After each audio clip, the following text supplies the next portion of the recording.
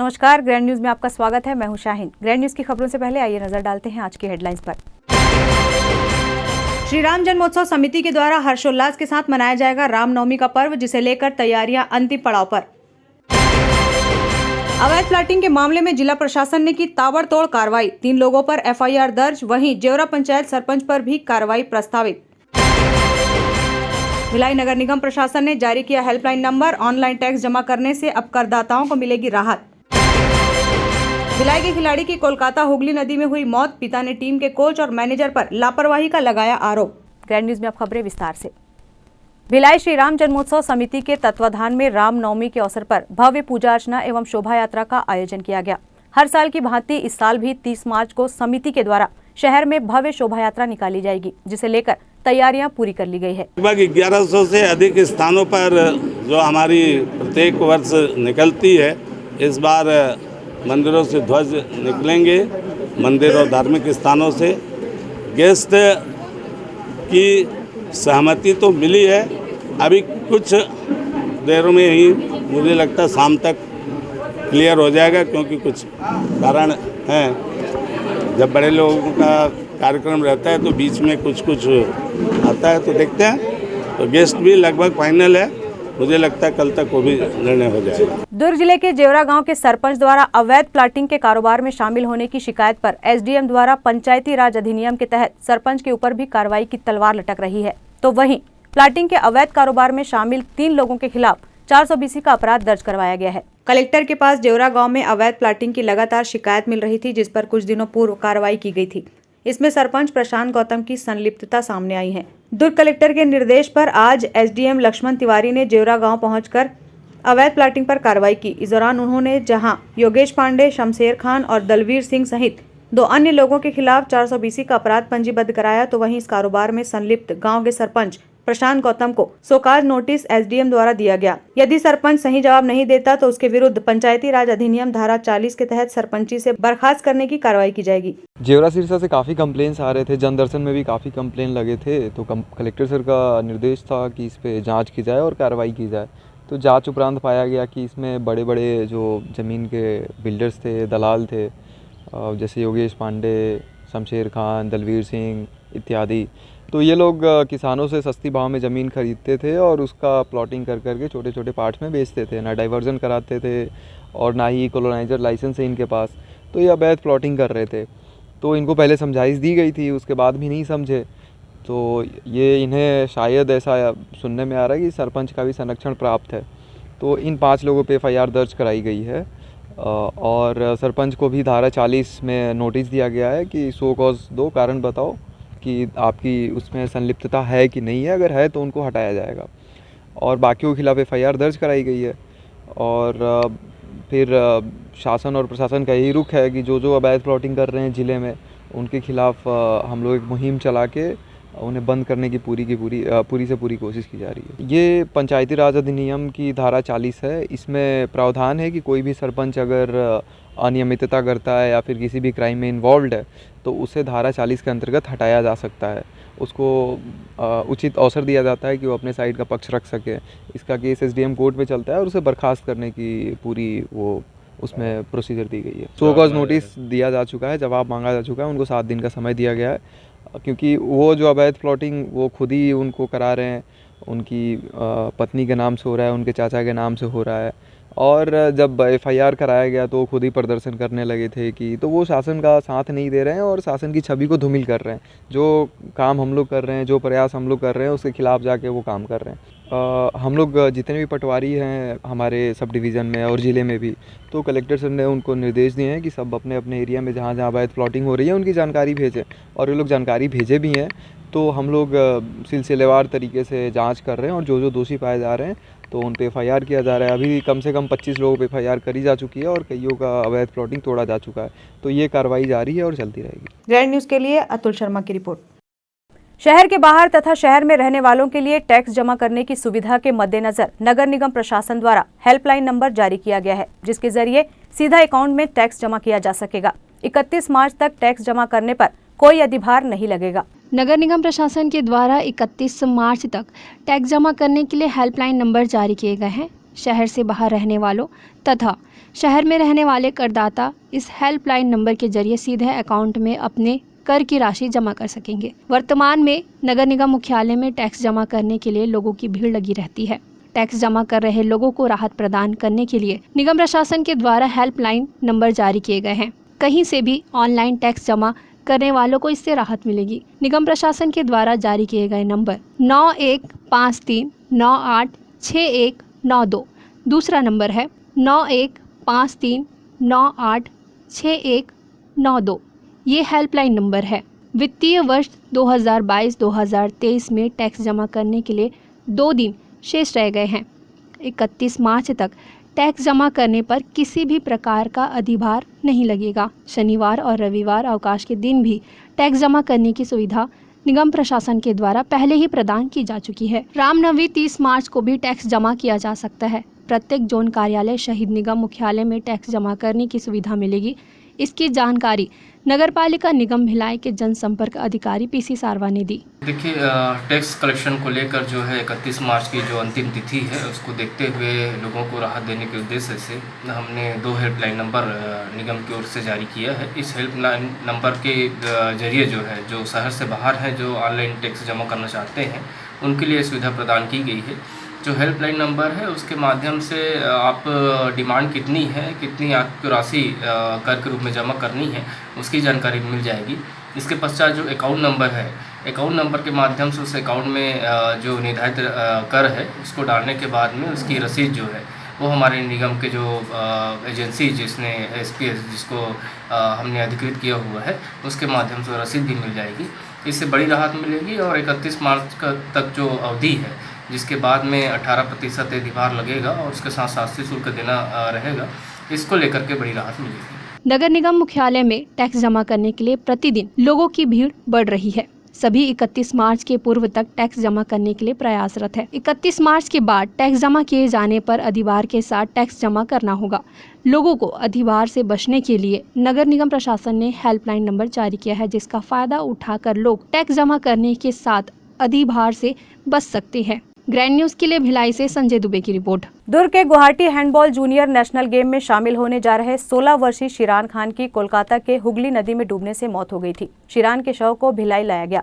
वहीं खिलाड़ी के पिता ने कोच और मैनेजर पर लापरवाही का आरोप लगाया है। शिरान का शव संदिग्ध अवस्था में कोलकाता पुलिस ने नदी से बरामद किया था। कोलकाता पुलिस फिलहाल मामले की जांच में जुटी है और कोच टीम मैनेजर से पूछताछ की जा रही है। फिलहाल शिरान का शव भिलाई लाया गया है। भिलाई आते ही परिचय और उनके साथियों के आंखों में आंसू छलक उठे। अंतिम संस्कार के ठीक पहले शिरान के पिता जावेद अली ने टीम के कोच इमरान अली और टीम मैनेजर पर आरोप लगाया। कहा कि नशे में थे टीम के कोच। खुद AC में बैठकर छात्र को स्लीपर कोच में बैठा दिया गया और उनकी देखरेख में भारी चूक हुई है, जिस वजह से यह हादसा हुआ है। मेरा बेटा शिरान खान 24 तारीख को यहाँ दुर्ग से बैठा था। रायपुर की इनकी ट्रेन थी, सब जूनियर नेशनल खेलने जा रहे थे इन लोग, Assam Guwahati.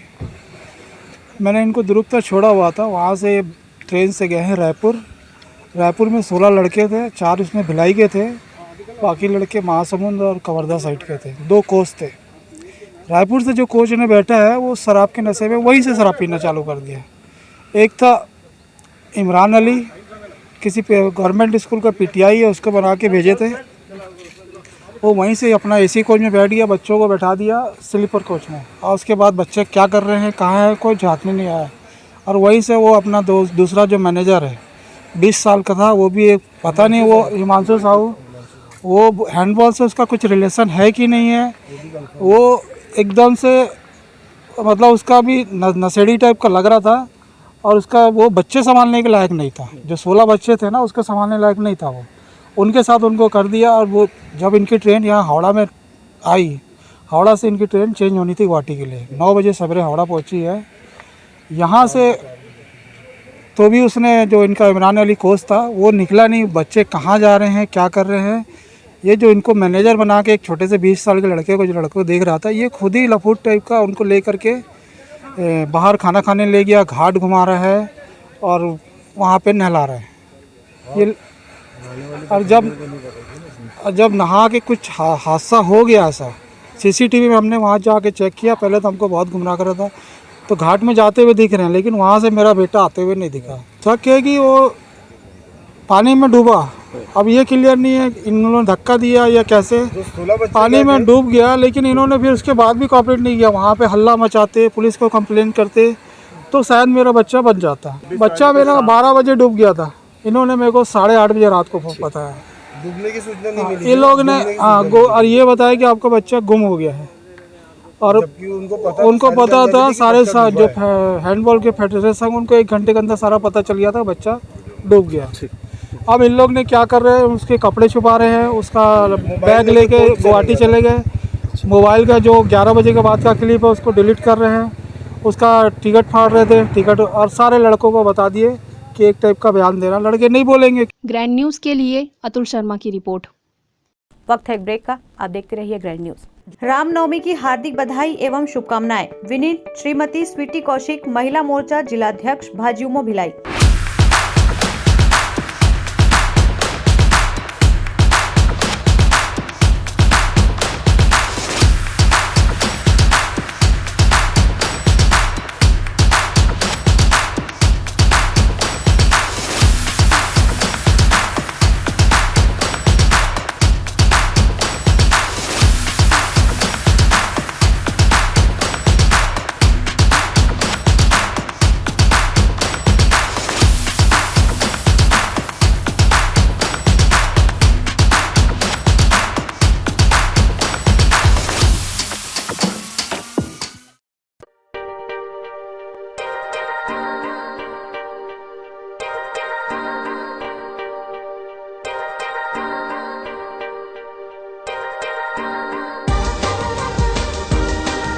Relationships are forever.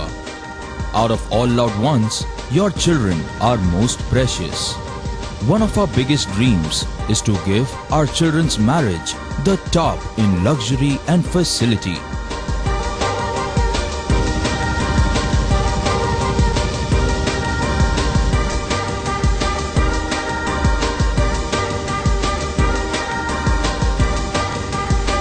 In today's busy life, you cannot afford to take time out for everything to be perfect for your marriage. And you cannot compromise on quality of service for your guests. Our customized marriage packages are made just according to your wish.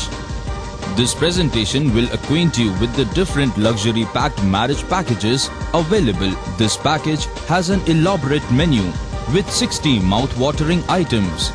Bharat Swagat including welcome drink, snacks and sweets, a breathtakingly decorated welcome gate and the arena decorated with flowers. To give you the best colors in view, we organize special light effects for all areas. We take care of decorating the groom's car to its best attire and exclusive DJ beats for extreme fun and valet parking to make your guests feel like an emperor. Our exclusive add-ons give you unlimited freedom to customize your ceremony to its best.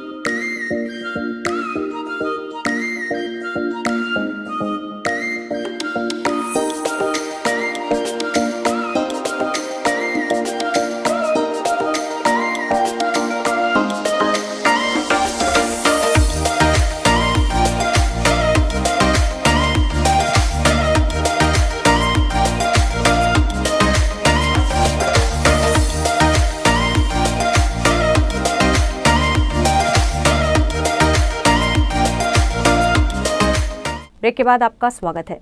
महापौर नीरज पाल की देखरेख में सुपेला चौक स्थित traffic tower area का कायाकल्प किया जा रहा है। नगर निगम का दल और लश्कर के साथ सभी कार्यों को अंजाम दे रहे हैं। यहां लोगों से जुड़ी हर सुविधाएं उपलब्ध कराई जाएंगी। नगर पालिक निगम भिलाई के महापौर नीरज पाल की देखरेख में सुपेला चौक स्थित ट्रैफिक टावर का कायाकल्प किया जा रहा है। यहाँ स्थापित 7 अजूबे को भी सुसज्जित किया जा रहा है। ट्रैफिक टावर के एरिया को तोड़-फोड़ कर नया रूप दिया जा रहा है। यहाँ लोगों से जुड़ी सभी सुविधाएं उपलब्ध कराई जाएंगी। चौक का कायाकल्प होने के उपरांत इसका नया रूप ही देखने को मिलेगा। महापौर नीरज पाल द्वारा सभी कार्यों की लगातार मॉनिटरिंग की जा रही है। साथ ही अधिकारियों को आवश्यक दिशा निर्देश देकर समय सीमा के भीतर सभी कार्यों को पूर्ण करने को कहा गया। यही वजह है कि यहाँ युद्ध स्तर पर कार्य किया जा रहा है। नगर निगम द्वारा तमाम संसाधन यहाँ उपलब्ध कराए गए हैं। ट्रैफिक विभाग के कर्मचारियों को भी यहाँ तैनात किया गया है, जो ट्रैफिक टावर के आसपास लगे सामानों को शिफ्ट करने का कार्य कर रहे हैं। इसके लिए ट्रैफिक डीएसपी सतीश ठाकुर द्वारा कर्मचारियों की ड्यूटी लगाई गई है। महापौर नीरज पाल ने डीएसपी ट्रैफिक सतीश ठाकुर के साथ संपूर्ण एरिया का निरीक्षण किया और कार्यों को लेकर आवश्यक चर्चा की। ट्रैफिक टावर के आसपास के एरिया का कायाकल्प होने के उपरांत इसका नया रूप ही देखने को मिलेगा, जिसके लिए महापौर नीरज पाल पूरी तरह से प्रयासरत हैं।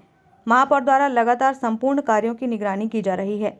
कार्यों की जानकारी महापौर नीरज पाल ने कुछ इस तरह से दी। साड़ा के समय बना था और साथ में उसके 7 अजूबे जो काफ़ी पहले बने थे, उसका फिर से उसका हम लोग बोले तो पुनः उसका सौंदर्यीकरण किया जा रहा है, क्योंकि काफ़ी ख़राब स्थिति में थे। उसका संधारण करके उसको नए रूप में, नए कलेवर में ला के उसको फिर से उसको पब्लिक के लिए रखा जाएगा। सुपेला चौक में नगर निगम के द्वारा सर्विस लेन का निर्माण किया जा रहा है और चौक का सौंदर्यीकरण किया जा रहा है। तो निश्चित रूप से जब फ्लाईओवर का काम पूरा हो जाएगा और फ्लाईओवर चालू हो जाएगा तो जो ट्रैफिक का दबाव है वो काफ़ी कम होगा। और जो मार्केट में सुव्यवस्थित यातायात के लिए एक सर्विस लेन का भी बनाया जा रहा है और जो सड़क जो सुपेला थाने की भी बाउंड्री वॉल उसको अंदर किया जा रहा है। तो सर्विस लेन बनाने से जो आकाशगंगा में मार्केटिंग करने आएंगे उनके लिए सुविधा हो पाएगी और लेफ्ट भी बनाया जा रहा है, वो भी अच्छा हो जाएगा। तो लोगों के लिए काफ़ी अच्छी सुविधा हो जाएगी और आने वाले समय में एक अच्छा ट्रैफिक देखने को मिलेगा। गौरतलब है कि महापौर नीरज पाल के प्रयासों से शहर के सभी 70 वार्डों में विकास कार्य जारी है। लोगों की मूलभूत आवश्यकताओं को पूरा करना ही महापौर नीरज पाल ने अपना लक्ष्य बताया है, जिसके लिए उन्हें फील्ड में भी लगातार देखा जा सकता है। महापौर के इन कार्यों की सभी वार्डों के लोगों द्वारा मुक्त कंठ से सराहना की जा रही है। ग्रैंड न्यूज के लिए भिलाई से संजय दुबे की रिपोर्ट। नगर निगम की जोन 4 शिवाजी नगर की जोन आयुक्त पूजा पी ने ढिलाई और लापरवाही बरतने वाली एजेंसी मेसर्स ज्ञानेश्वर वर्मा को ब्लैक लिस्ट कर दिया है।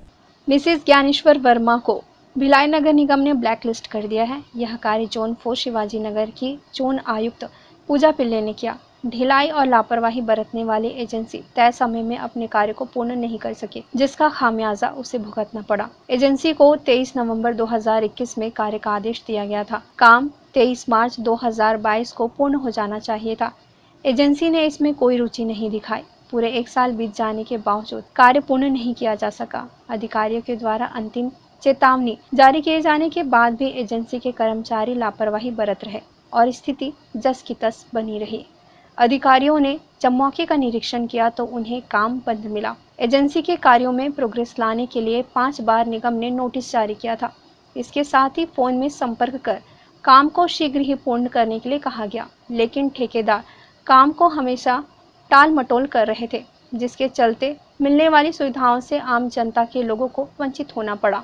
इसे देखते हुए आखिरकार भिलाई निगम ने एजेंसी के विरुद्ध बड़ा एक्शन लेते हुए संविदा में दी गई नियम शर्तों के आधार पर अनुबंध को निरस्त कर एजेंसी को काली सूची में दर्ज कराने की कार्यवाही की गई। एजेंसी की जमा धरोहर राशि को राजसात कर लिया गया है। मिसेस ज्ञानेश्वर वर्मा आगामी 2 वर्षों तक के लिए नगर निगम की निविदा में भाग नहीं ले सकेंगे। कार्यवाही की जानकारी नगर निगम के जनसंपर्क अधिकारी पीसी सारवा ने दी। देखिए, जो जोन क्रमांक 4 है उसमें वार्ड क्रमांक 33 क्षेत्र में पीडीएस के पास में जिन भवन का निर्माण किया जा रहा था, जिसमें लेट लतीफ़ी और कार्य की जो स्लो प्रोग्रेस थी उसको देखते हुए ठेकेदार के ऊपर में एजेंसी के ऊपर जो है उसको ब्लैक लिस्ट करने की कार्रवाई की गई है और एजेंसी जो 2 साल तक जो निविदा प्रक्रिया में भाग नहीं ले पाएगी और जो उसकी अमानत राशि होती है, जो धरोहर राशि होती है, उसको भी राजसात किया गया है।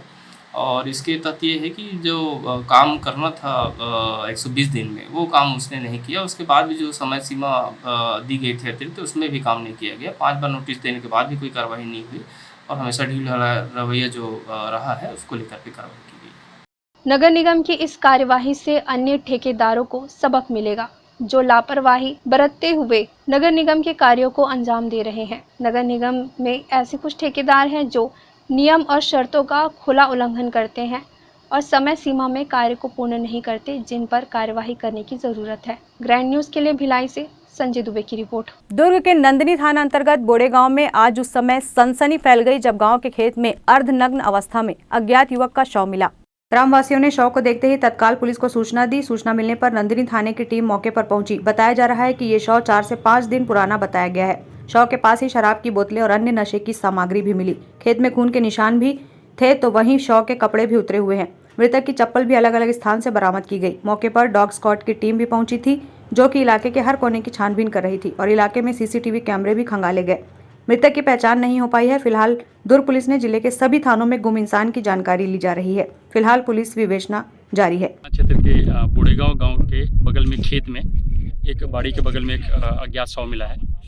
प्रेमा फेसी देखकर लग रहा है कि कम से कम 3-4 दिन पुराना शव है। 3-4 दिनों पहले घटना हुई होगी। तो जहाँ पर शव पड़ा है उससे लगभग 50 मीटर की दूरी पर एक जगह 3-4 लोगों के शराब पीने के निशान हैं। कुछ शराब के बोतलों के ढक्कन मिले हैं, कुछ पानी के पाउच मिले हैं और यहाँ खून का निशान है।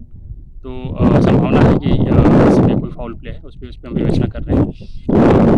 बॉडी पे कपड़े नहीं है, कपड़े भी नहीं उतारे गए हैं बॉडी से और कपड़े उतार कर लगभग बॉडी से 100 मीटर दूर पीछे वहाँ पे कपड़ों को एक साथ रखा गया है, फेंका गया है। चप्पल भी अलग अलग जगह पे मिला है। तो ये जो प्राइमा फेसी या फिर इनिशियल इन्वेस्टिगेशन में हमारे पास ये फैक्ट्स हैं। मर्ग कायम करके और उसके बाद फिर मर्ग के बेसिस पे आगे अपराध कायम करके इस पर जाँच की जाएगी। PM कराया जाएगा। PM से जो डिटेल निकल के आएगा उसके ऊपर आगे ही कार्रवाई की जाएगी। साथ में ये जो बगल में बाड़ी है यहाँ पर CCTV लगा हुआ है। आसपास के शराब दुकानों के भी CCTV के फुटेज हम लेंगे और उसके बाद फिर उसमें पहचान करने की कोशिश करेंगे कि कौन लोग पिछले 3-4 दिनों में शराब खरीदे हैं, सेम कपड़े पहने हैं।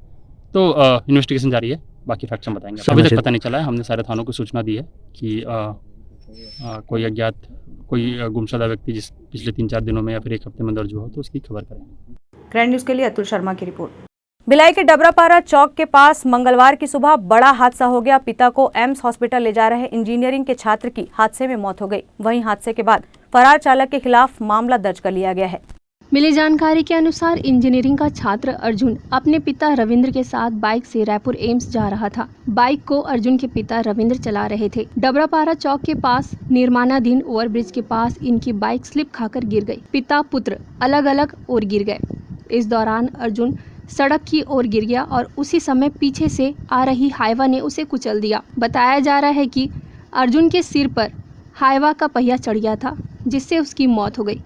पिता के सामने ही बेटी की मौत हो गई। घटना के बाद मौके पर काफ़ी भीड़ जमा हो गई। घटना की सूचना के बाद कुर्सीपार पुलिस मौके पर पहुंची।